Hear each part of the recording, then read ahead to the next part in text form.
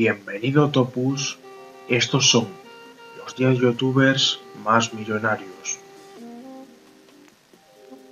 Número 1. PewDiePie gana 12 millones de dólares, es decir, 10.500.000 euros, y tiene 40 millones de suscriptores. Número 2. Smosh generó 8.500.000 dólares y tiene 30 millones de seguidores. Número 3.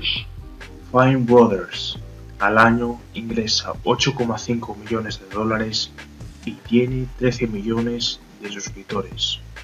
Número 4. Lindsey Stirling gana 6 millones de dólares al año y tiene 7,1 millones de fans. Número 5. Rhett and Link, la pareja de cómicos, genera 4 millones de dólares y tiene 3 millones de suscriptores. Número 7. Michelle Phan obtiene 3 millones de dólares al año y tiene 8,1 millones de suscriptores. Número 8. Lily Shink genera 2.500.000 dólares al año y tiene 7 millones de suscriptores.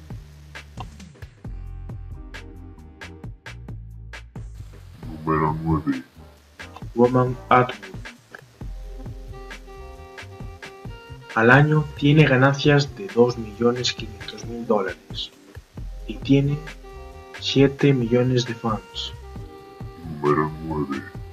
Esta chef autodidacta gana 2,5 millones de dólares y tiene 5 millones de suscriptores.